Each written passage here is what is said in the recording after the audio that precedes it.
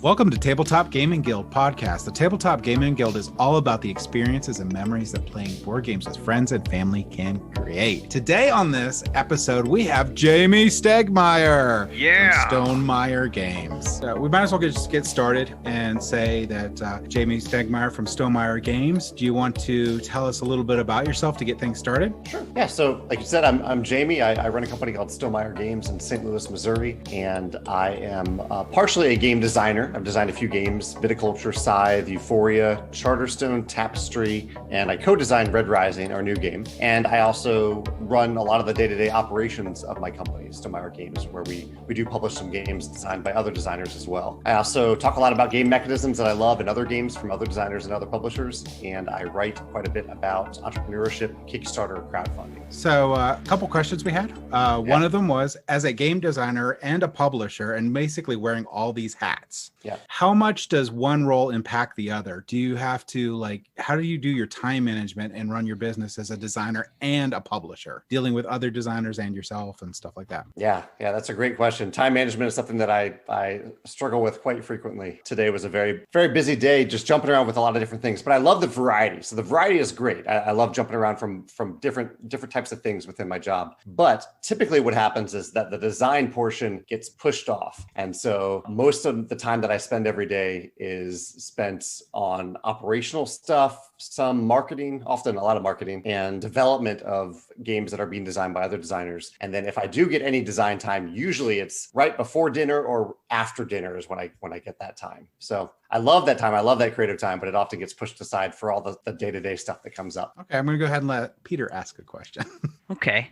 So do publishing decisions often affect the initial designs for your games, or does that come much later in the process? Yeah, that's one of the benefits of being a designer who gets to publish my own games, or at least hopefully the best of my games. I have plenty of game ideas and games that I work on that don't go very far, because I get to think about that from the very beginning. I am from the very beginning thinking about, okay, this component would be really cool to have in the game, or this element of user experience doesn't work unless I have this component, or unless we design this component a certain way. And sometimes I realize that during playtesting, like with Scythe, the dual layered player mats, we kind of realized over and over during playtesting that tokens they were so easily sliding around the player mats. And so we realized that we needed to have a solution for that in the publication for the game. So it's nice to have I am thinking about that from the very, very beginning. It's nice to have the freedom as a designer / publisher to make those decisions and not have to yield to a publisher to make that decision or not make it. I will say that the quality that you put into the games, like that dual layer mat and stuff, ruins me for other games because I'm looking for that. That dual layered board was amazing. I love that. That was actually one of the, I like that when Terraforming Mars picked it up and did it. I think that you guys come up with a product, you come up with an idea, and then other people pick up off of it, which is awesome. So it just helps improve the industry. Yeah, I love seeing that. Sometimes it's a little touch, it's a little subtle thing. Like you may have noticed in some of our rule books now, we use this special texture. Not everybody loves it, but I love the feel of the rule books. It started with Between Two Castles, and then we've used it ever since. And I've noticed a few other games, Honeybuzz has the same texture, and Canvas recently added the same texture. And so it's fun for me to pick those rule books out of the box and be like, oh, I don't know if they directly got this from us, but I'm excited that another company is thinking about rule book textures instead of just going with the default. Yeah, I agree. They feel really good. I don't know how to explain it, but I'll go ahead and let Dan ask a question. The past year with the pandemic has seen people engage with board games on, say, different platforms like online or with different groups of people, often non-gamers, sometimes solo. Has this impacted your approach in development or publication? It's definitely impacted me as a gamer, quite a bit as a gamer. In terms of development, there have been a few games. So there's like an expansion that's in the process right now that I am not the designer for, but the designers for that expansion chose to use Tabletop Simulator heavily for playtesting, and that's totally fine. It's not my preference to playtest on Tabletopia or Tabletop Simulator. They're wonderful platforms, but I need to hold the cards in my hand. I need to be there at the table with the game to really get a feel for how the game plays. So, I mean, I think that's the main thing that a lot of designers and publishers are doing, and I've avoided it as much as possible. I have a tight little bubble with Joe and Alex, my coworkers, and we playtest every couple of weeks with masks on. We try to stay safe with it, and we're all very aware of it. Has it impacted you guys? Do you guys get together and virtually game with each other using different platforms? Yeah, we mainly virtually game. Yeah. But I'm the same as you. I like the tactile feel of playing a real board game. And Yeah. for me, there's a lot lost from playing games on Tabletop Simulator. It just doesn't click with me. I was gonna say it's been really weird for me. I'm kind of the newer one of the group, and so but when I came on, I think I only had one in-person game with James at his house. We played Twilight Imperium 4th edition, and then COVID hit, and so most of the games that these guys have introduced me to over the last year, I've only played digitally. So I'm really looking forward to finally to being able to like sit down and see the games and all the pieces in person. But yeah, so it's been very different. It does make such a big difference. I was teaching our new game Red Rising. It went live on Tabletopia last night, and I was teaching it. I had early access to it, so I was showing it to some people last week, and I love that it's there. I love that people can test it out that way. But as I was teaching, I was like, I wish this wasn't their first experience with this game. I wish their first experience could be with the cards and on the table, and that experience. It's so much easier to teach and play when you're not going through the digital interface too. But I guess that's just the nature of what we're doing right now until we can all get vaccinated. Yeah, I also found that when I'm on Tabletop Simulator, I tend to focus on my own little area more than if I'm playing a physical game. And so a game like Red Rising, where there's a lot of player interaction, I get lost. So I do like being able to see the components and be able to see the other players and interact that way. It's just a big difference. Yeah, in real life, you don't have to zoom in and out. You just turn your head. You know, it's so different than playing online. Well, with the temporary hiatus on board game conventions, how has that affected like launch schedules and production schedules for you? Yeah, for us, conventions have not been really a big part at all of our scheduling process of our marketing for the entire lifetime of the company. So we got a little lucky here with the pandemic. I know there are some companies that rely heavily on conventions to get the word out about their games. Although Kickstarter has changed that. Kickstarter maybe isn't the main method now for getting the word out. So it hasn't impacted us all that much. There's a convention in St. Louis that I love going to just to play a lot of games and learn a lot of games and meet with people who I wouldn't otherwise get to play games with. Geekway was canceled last year. It's been moved to the fall this year. And so I missed that, but that's more almost me just talking as a designer and a gamer. So in terms of selling games and our release schedule, things like that, hasn't really impacted us at all. Do you guys have a convention that you're looking forward to going to once you're able to do that again? Anyone. Any convention, yeah. I'm really looking forward to getting back to our local conventions that we have here twice a year in Butler, Pennsylvania. We're doing our first one virtual this year because last year they just canceled both of them, didn't have them at all. So I'm at least glad that they're doing it virtually this time. But yeah, I can't wait because there's just a lot of people that I only see then. And so I'm looking forward to it. And we usually have people come and stay at our house and enjoy the weekend with us as well as going to the convention. So I'm really looking forward to it. Are they doing anything to make it feel like a collective experience, even though it's online? They're using Discord. So we're going to have like a community channel, and there's going to be like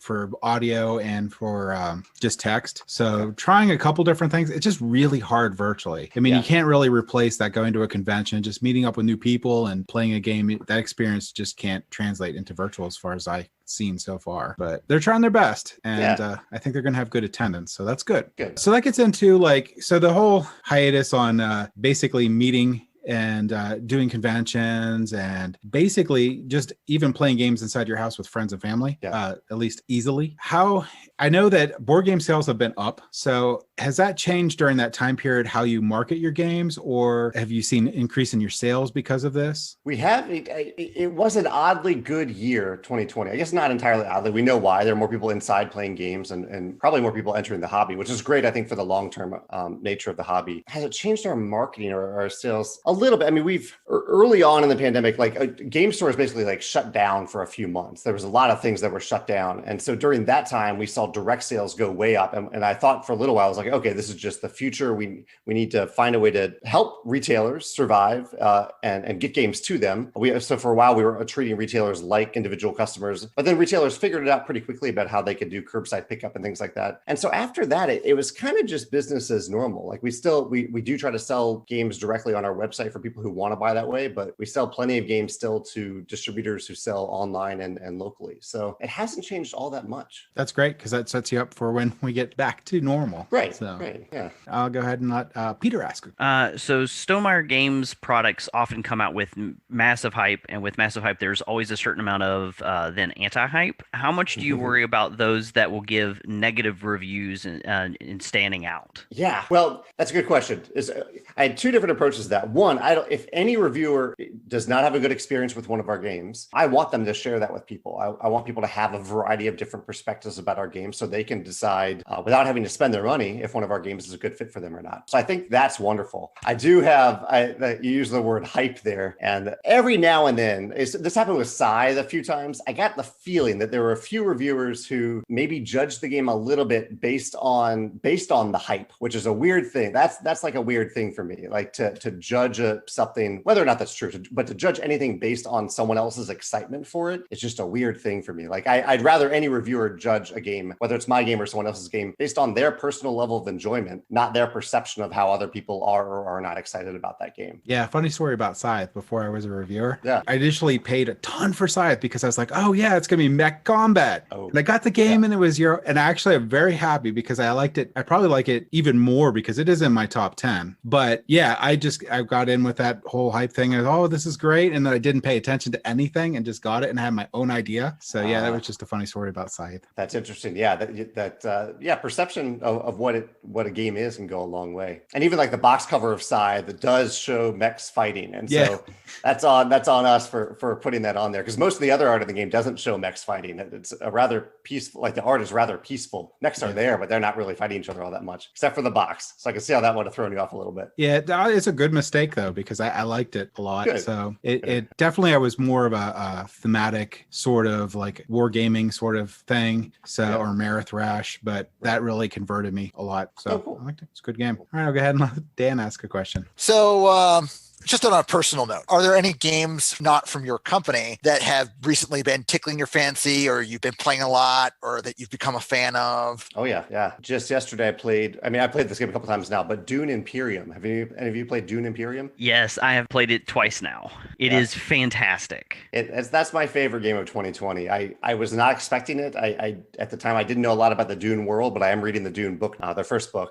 I love that game. So that's one that's definitely that has really captured me in ways I didn't expect. Another one from last year that I have on my shelf is Lost Ruins of Arnak. Really enjoyed that. So I guess two games that have kind of that deck building and worker placement, two mechanisms I really love. They're really exciting for me. And one that's kind of tickled my fancy that I haven't gotten to play is Dwellings of Eldervale. I've heard so many people talking about that, but I haven't gotten to play that yet. Have any of you played Dwellings of Eldervale? No? I have not heard anything about this one yet. No. I've seen some reviewers rave about it, but I haven't got to play it. Yeah, I've seen some stuff on it, but I haven't got to play it yet either. It looks great. Yeah. Dune Imperium, I'm very jealous. Yeah, I was gonna say I've played it twice now, Dune Imperium, so I'm gonna get the guys online to play that one hopefully pretty soon. Cool. It's really good. Yeah. All right, I'll let Nathan ask a question. We're moving along. I guess I'll start asking about how people can find out more about Stonemaier Games. Yeah, pretty much everything is consolidated on the Stonemaier Games website, stonemeiergames.com. That'll link people. I don't know. We cover a lot of social media at this point. So if someone's a Twitter person, we have Twitter, we have Instagram. I have a YouTube channel where I talk about game design and games that I love, and Facebook. I mean, everything's linked to that main site. All right, I'm going to ask this because I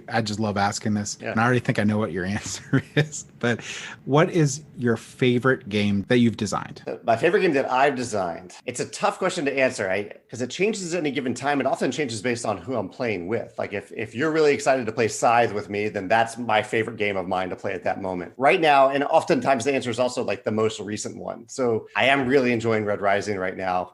Because people are excited about it, people want to play it, and so it's exciting for me to share it with them. And it's super easy to teach. So some of my games are not as easy to teach. I kind of learned that lesson with Euphoria in particular, which is a difficult teach. But Viticulture is really easy to teach. I actually find Scythe fairly easy to teach, even though it's one of our more complex games. So I don't know. So I'll say Red Rising right now, but at any given moment, if you guys came over and wanted to play a game, it would be the game that you are collectively the most excited to play with me, that I would love the most at that moment. I would say actually getting back to the player boards and Scythe, I think that's one of the reasons it's easy to teach. It's a very complex game, but everything is pretty much laid out what you can do on your player board. So you only have to teach a couple extra concepts for the main board. So I have always found Scythe extremely easy to teach, even though it has a pretty decent rule book. Yeah, I appreciate you noticing that. That I try to think about the user interface a lot in my games. I don't want players to have to refer to like a reference card, a long checklist of things they can do. I want that checklist to be integrated into like the worker placement in viticulture. Like those are the things you can do. You put a worker somewhere, you get the action inside that's built into those player mats. Yeah. I think that just makes it a little more intuitive. Yeah, I like the same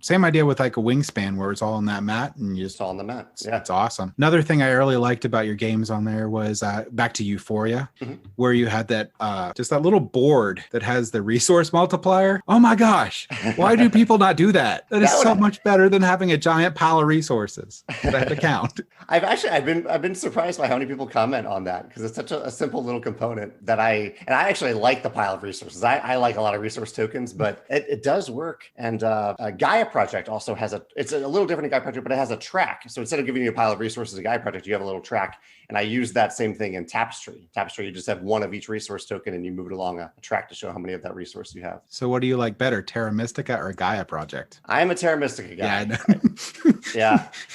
I appreciate what they did with Gaia Project. I think the tech tracks are really cool in that game, but for some reason I find Terra Mystica more fun. Like I also find I like Clank more than Clank in Space, even though I think Clank in Space is like technically a better game, but I just have more fun with Clank. Where do you guys stand on that? Are you Clank in Space or Terra Mystica or Gaia Project? I'm Terra Mystica, so I'm on that side. Okay. But I'm Clank in Space for one reason. And the reason I'm Clank in Space is because the group that I play with, we really like the added difficulty of escaping because it's harder to escape in Clank in Space than it is the original Clank. True. But I could see where I know lots of people love Clank and lots of people like Clank in Space, but I'm more on that side. I don't know about the rest of you. I haven't played Gaia Project, but Terra Mystica, I find it's one of those games that you can't get the full experience from one playthrough. I didn't really like it the first time I played. It was like the second or third time where I really started enjoying it. It's like every time it was a little bit better. Yeah, there's so many factions in that game too that the first time you're kind of just learning how the game works. You can't really enjoy the faction you're playing all that much. But then when you get repeated plays, you can see how the factions are different. That's one of my most played games. I love that game. So I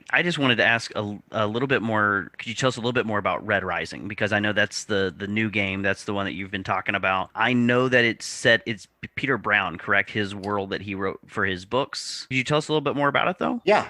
It like you said, it's based on a book series called the Red Rising trilogy. It's a trilogy of books. He's working on Pierce is working on a second trilogy of books too. But the game is based on the first trilogy. It's a book series that I discovered a couple years ago. Came out in 2014 or started in 2014, and I just loved the characters in the world, the story of it. And I've been wanting to design a game and publish a game in that world for a long, long time. And it took me a while to figure it out. I had a bunch of different designs that just didn't work in this world. And eventually I happened to be playing a completely different game than the types I was testing, a game called Fantasy Realms. Have any of you played Fantasy Realms? It's a light filler game. It's a wonderful light filler game where you're building combos of cards together to score a bunch of points at the end of the game. And something about that clicked, and I realized that we could use the characters in Red Rising as cards like they are in Fantasy Realms, but add a few other layers to it. Like in Fantasy Realms, you're playing a card or you're discarding a card from hand. You're not really doing anything with it. You're getting rid of it and you're pulling a card into your hand. And at the end of the game, your hand will hopefully score a bunch of points based on the cards you have in hand. In Red Rising, you're deploying a card from your hand and gaining an ability when you do so. And then you're picking up a card from one of a few different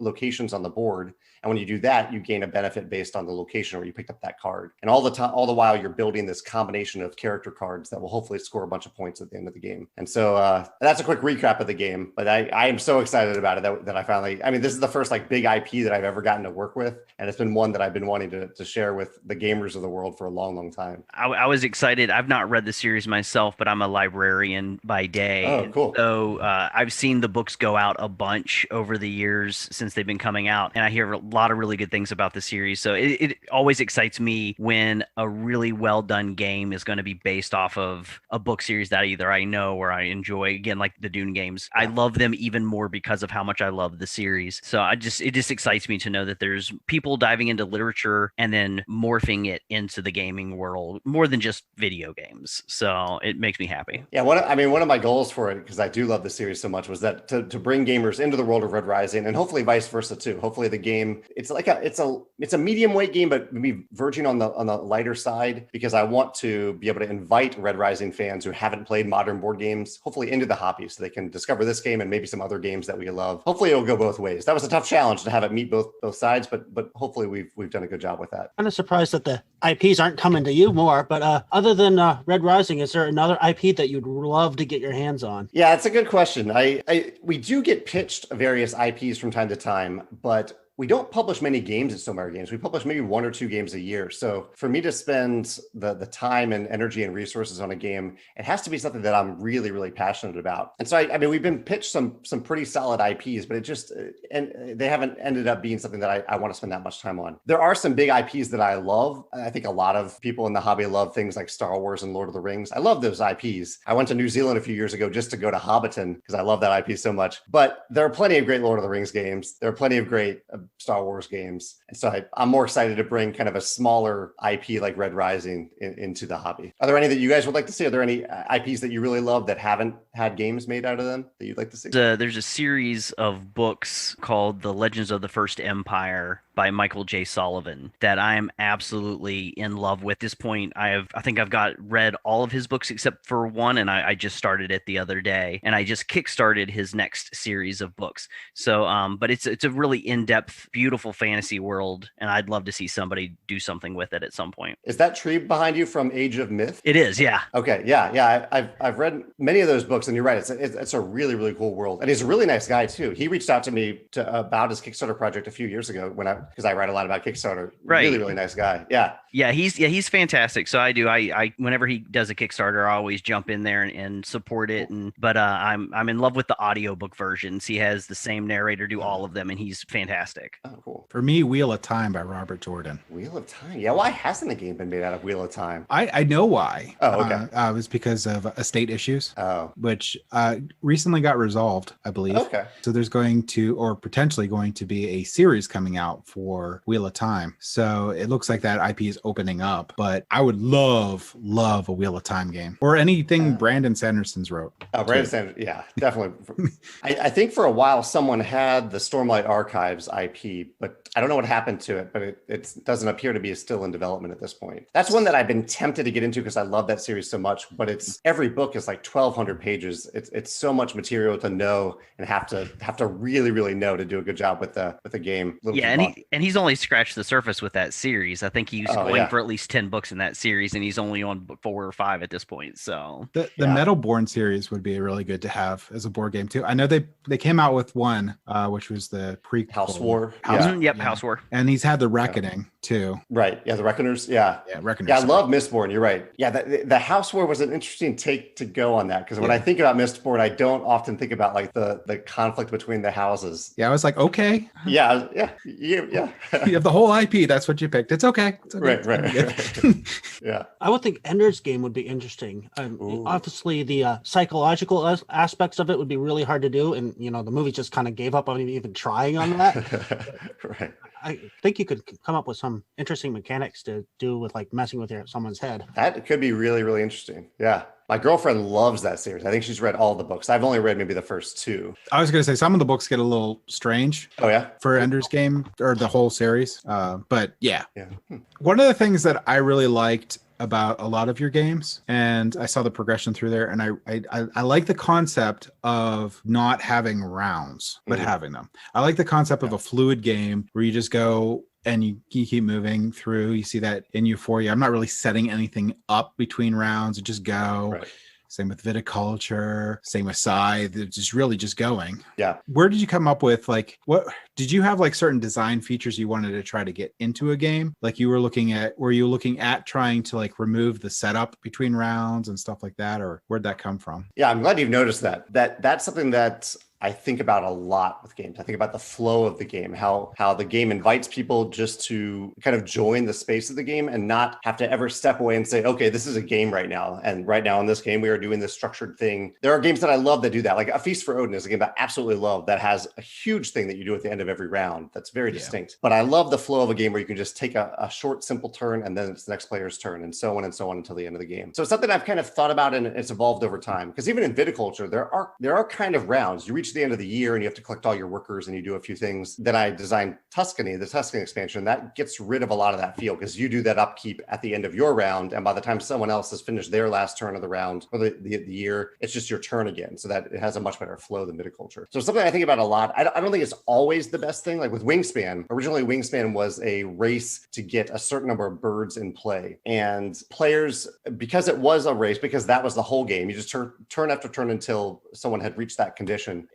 It took away the engine building feel of the game. Players are much more focused on just playing a bird, just playing another bird. And so when we added rounds to the game, that gave players the freedom to build engines throughout the game. And so that structure actually really helped Wingspan. So when I realized that, I realized that the rounds can be effective. They at times, as long as there isn't a lot of upkeep at that end of the round, it can keep that flow of the game. But it's something I generally try to stay away from if I can. Yeah, I do like that in Wingspan. I like the bonus structure too. It sort of gives you like a goal per round or future rounds. Exactly. So I did like that in there. But yeah, I always thought that was unique and neat because I really liked how you can sit down and play a game and then the game's over. Right.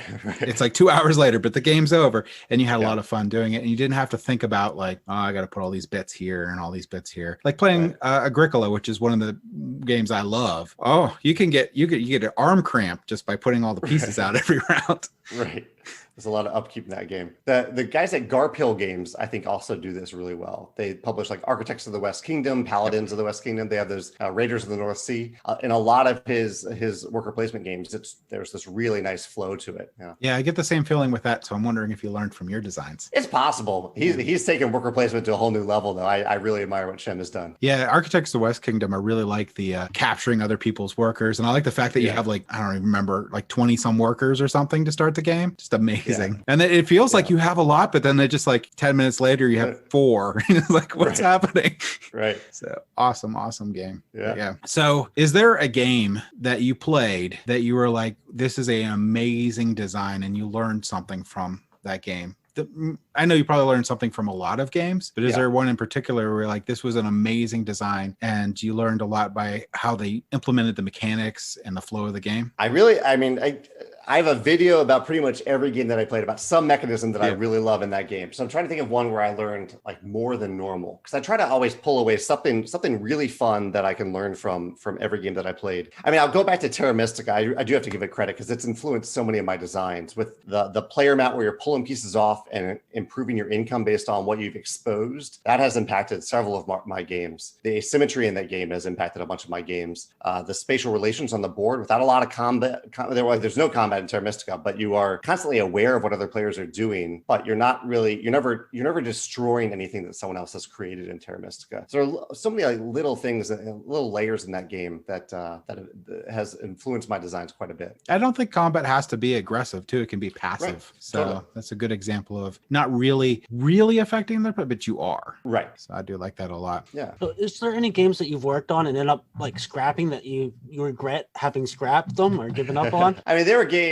for a long time. Red Rising was that game because I wanted so badly to publish a Red Rising game, and every time I went through 4 complete designs of the game that I got to the end of every design and I was just like, this just isn't good enough, and I had to scrap it and start over again. There are games where I stumble upon during the development process. I stumble upon a mechanism that I really love, but only that part works, and none of the other parts work all that well. But that's not a bad thing. I don't regret that those designs don't work because I can always return to that mechanism later. Yeah, I mean, it's a good question. There are tons of games that I've scrapped where I've learned like one specific thing from that, and I make a note about it, and it might impact a future design. Jamey, you've written quite a lot on game design and game development and the gaming industry as a whole. Is there a book in your future? Well, I have written a book about crowdfunding that came out a few years ago. So I did. It's partially my blog, and partially it's me telling just a story that's, I think, hopefully a little bit more entertaining than just reading a bunch of blog entries. Is there a game design book? Maybe deep into the future, but right now I'm having fun just with I can turn on the camera and talk to the camera for 5 minutes and have something available to share and available to start a conversation about with people about a specific game. That for now is a lot easier than sitting down to write a whole book. So maybe in the future, but for now, I like the video format for talking about game design. I will say, like, every single interview that we've ever done for a Kickstarter, they've mentioned you. Oh, that's so awesome. Your resources on how to set up a Kickstarter, how to run a Kickstarter are amazing. Thank you. And we'll put some links in this video for them too. But yeah, I just wanted to say, like, every single person has learned lessons from us. So it's really good that you put that. I'm really impressed that you put out all that and you were so straightforward with your experiences. It's really helped out all those people. That means a lot to hear, because that's why I started it back in 2012. I had just run a Kickstarter campaign for viticulture, and there weren't really resources out there about how to run a Kickstarter campaign. So I wanted to share the things that I learned, the many mistakes that I've made along the way, so that people don't have to make those same mistakes themselves. Yeah, that's awesome. Thanks. I'm so glad to have you on here. Like I said, you're one of my favorite designers. If you watch our top 10 episodes, you have most of our games. So, well, thank you. I am just happy to have had the chance to talk to you guys. So if anyone listening to this has additional questions, I am always available on social media for you to ask me anything, including my Facebook live chats. I do a Facebook live chat every Wednesday at 10 a.m. St. Louis time. So if you want to just pop in and ask me literally anything, I'm happy to answer it there. It's cool. I'll actually put that link in there too to help out. So people can just look at our podcast episode, get the links down on the bottom and go straight to that. And I am so happy that you came on. Like I said, well, thank you so much for jumping on here and being able to share with us your information. Yeah, my pleasure. It's nice to meet you all. Okay, let's go ahead. So we had a great interview with Jamey Stegmaier. I'm so happy that we had him on. He's a great guy. He has great content on there. Like I said, we're going to have all the links down there so you can see a lot of his content. You should definitely follow him, especially if you want to get into the board gaming hobby and industry and learn more about it. He is one of the most knowledgeable people, at least the freest with knowledge. So go check out his links. Go check out his YouTube page, YouTube channel, which is really good. For now, we're going to go ahead and go around and we're going to talk about what we've been playing. So let's go ahead and start off. Doesn't have to be a Stonemaier game. Doesn't have to be a Stonemaier game. It's just about what we're playing. So we'll go ahead and start off with Dan. All right. Well, the most recent Stonemaier game I played was probably Euphoria, just FYI. But earlier today, I had a chance to sit down and try a small card game called Abandon All Artichokes on Tabletop Simulator. It's a deck wrecking game. So like you start with a deck of 10 artichokes, and the goal of the game is to, at the end of your turn, if you draw your hand back up to 5 and you draw no artichokes, you win. So you have to play cards to exile artichokes from the game, and then you acquire other vegetables to fill your deck with non-artichokes until that happens. Why it was actually pretty cute and solid for a small box game. Yeah. Why do they hate artichokes? They're delicious. That's what she called the game. Yeah. I guess the only way I like it was with tons and tons of cheese and cream. Well, yeah, that's how artichoke was meant to be eaten, period. Right. That's the only way to eat it. Yeah. Send hate mail to Peter. You can't just eat healthy food. You have to make it as unhealthy as possible, right? It's the only way to eat healthy food Well, is unhealthily. You get your dairy and whatever artichokes are. And a little bit more dairy. So you get all 2 food groups. What other food groups are there? Oh, goodness. For me, the latest game that I've been playing, I've now played Dune Imperium twice. Mm-hmm. Really, really fun. I played it once as a 2-player game with the kind of the Automa system that they built in as a 3rd player. And then I played a 3-player game. The 3-player game, vastly superior. I felt like the Automa card system that they built in to run a 3rd player works well, but I didn't want to worry about the upkeep of that 3rd player. We just kept playing, and I felt like I wasn't able to focus as much on my leader and my playing. I guess they didn't have to go back and worry about it. Just having 3 actual players made the game flow much more smoothly. There was a lot more, I felt like a more tension and interaction when it came to building up to the combat that happens at the end of every round, because throughout the game you are deck building, you are doing worker placement, and all of your worker placement and stuff happens, and then at the end of the round, once everybody has done their worker placing, there's combat that happens for those who have gotten themselves into combat. And so as you're watching each other putting more people out onto the battlefield, you're trying to negotiate with yourself, is it worth it to get into combat for the bonuses that you're going to get if you win or if you come in second? And if you're playing a 3-player game, the third person doesn't get anything. So is it worth it to try to get those bonuses, or can I get what I need through the worker placement alone and through the deck building? Can I prepare for a later round of battle knowing that this one's lost? And so there was a lot of just trying to figure out how you're going to play the game. And then I do really enjoy that they did include in the game asymmetry again, just like with the other Dune game. There's the asymmetry of where they tie in again the theme of the world as you play the different leaders and their differing abilities, though I definitely felt like some of the abilities are weak. There was at least one, I can't remember the name of the leader card right now, but it just felt like that one of the 3 players played as that person, and by the end of it, there was only it gave them a bonus once at the beginning of the game, and then that was it. Whereas most of the other leaders, it will give you an ongoing bonus that you get to use multiple times. But I thought it was interesting that they also then rated the different leader cards as being either easy, medium, or hard when it came to how tactical it was going to be to utilize that person's abilities. So in my first game, I played an easy leader. Second game, I played a medium. I got to get a third game in so I can play one of the difficult leaders. But it's really, really well built. I think it's the first deck building and worker placement that I've played that then also tied in some combat. And I personally loved the combat of it. I thought there was a lot of really good tension all the way up until the very end of the game. The one weak aspect is in the deck building. If you don't do a really great job at calling out your deck, which there's not a ton of options for, you can hit the later rounds and draw terrible hands. In the 3-player game that I played, it got down to the last round and I drew my hand, and I immediately knew I had no chance. I had no chance of winning no matter what I did. I still enjoyed playing, but it was really sad to just know that I'm going to be playing a whole round right now and there's no chance for me to come out on top. I was going to say Eminent Domain can sometimes have that same problem. It Okay. depends if you now the light bulb or roll lets you exile 2 cards or something very similar to that. And there's 2 techs that at least 2 techs that help you streamline your deck. I think they're actually literally called streamlining something.